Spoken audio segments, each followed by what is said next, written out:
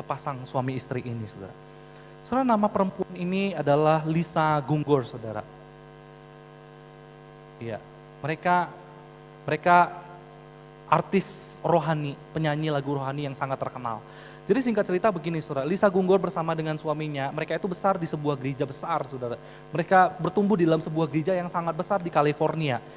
Saudara, mereka ini dari muda itu aktif pelayanan. Nah, karena gereja, orang-orang gereja itu melihat bahwa mereka itu punya karunia menciptakan lagu, bernyanyi, main musik, maka mereka itu direkrut untuk menciptakan banyak sekali lagu. Sampai akhirnya hari demi hari mereka jadi terkenal di dalam gereja itu, dan gereja itu membuat sebuah konser, saudara.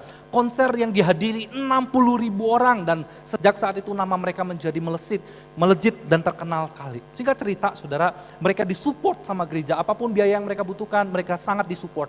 Singkat cerita, mereka menikah jadi suami istri, dan yang menarik, saudara, begini, mereka waktu pacaran, mereka belajar untuk hidup berbeda. Mereka belajar untuk menjadi pasangan yang tidak melakukan free sex, saudara. Di tengah bayangan, saudara, di tengah-tengah budaya Amerika, orang yang pacaran bisa tidak hidup dalam free sex, tidak dalam seks di luar nikah, saudara.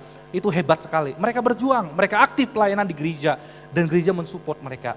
Tapi begini, saudara, yang ingin saya ceritakan. Singkat cerita, setelah mereka menikah beberapa tahun kemudian, mereka ini rindu punya anak, tapi Tuhan tidak anugerahkan. Mereka ajak orang-orang gereja untuk mendoakan, tumpang tangan, puasa, ikut pelayanan, apa segala macam. Tetap Tuhan tidak karuniakan.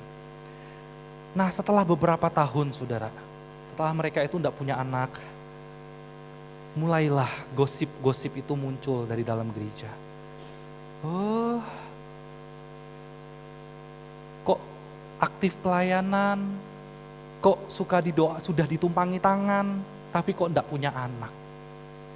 Lihat, saudara, murid jemaat yang tadinya mensupport sekarang menggosipkan. Jangan-jangan ini buat dosa.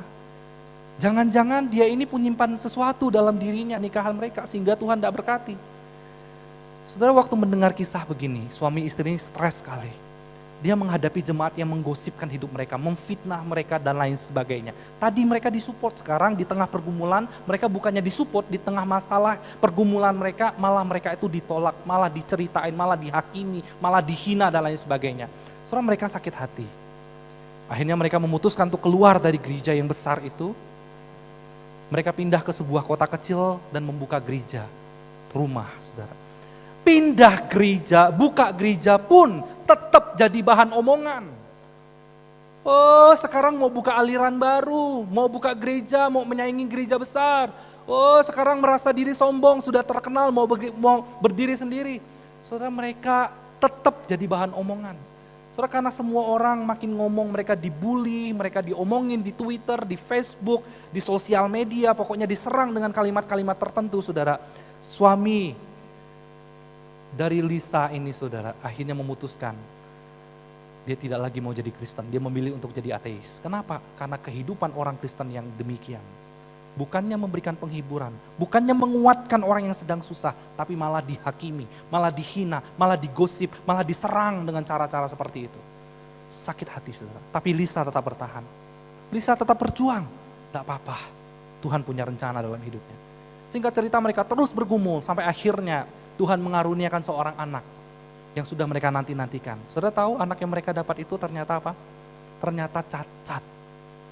Cacat, dan itu pun malah makin menambah gosip dalam gereja. Saudara bisa bayangkan, orang yang tadinya mensupport sekarang melihat mereka punya masalah, bukannya disupport, malah dihakimi, malah diilokno, rasakno. Itulah akibatnya orang yang meninggalkan Tuhan. Itulah akibatnya kalau kamu jadi pengajar sesat. Saudara bayangkan kata-kata itu membuli mereka. Sampai akhirnya Lisa ini menyerah. Saudara bisa lihat kesaksian Lisa Gunggor ini dalam YouTube, saudara. Judulnya How I Lost My Faith in the Mega Church. Saudara bisa lihat kesaksian di dalam bahasa Inggris 10 menit. Dia menceritakan bagaimana dia itu meninggalkan imannya. Bukan karena Yesus, tapi karena ada kegelapan di dalam gereja. Karena orang-orang gereja yang tidak mensupport dia, yang tahu harus berbuat baik, tapi memilih tidak mau berbuat baik, malah berbuat jahat dalam kehidupannya. Saudara, itukah namanya gereja? Kalau hari ini kita tahu saudara-saudara kita sedang susah. Kalau hari ini kita tahu tetangga kita sedang susah. Kalau hari ini kita tahu bangsa negara kita sedang susah. Kalau hari ini kita tahu orang-orang di sekitar kita sedang bergumul. Mari kita belajar. Belajar berbuat baik kepada mereka. Amin, saudara-saudaraku. Tuhan tolong kita menjadi terang dan garam. Saudara, maka Yehezkiel mengingatkan kita begini, saudara. Sebaliknya penjaga yang melihat pedang itu datang, bahaya itu datang, saudara, tetapi tidak meniup sangkakala, tidak memberikan aba-aba, dan bangsanya tidak mendapat peringatan, sehingga sesudah pedang itu datang, seorang dari antara mereka dihabiskan.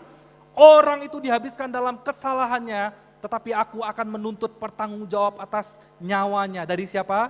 Dari penjaga yang tahu harus berbuat baik, tapi dia tidak mau berbuat baik, saudara.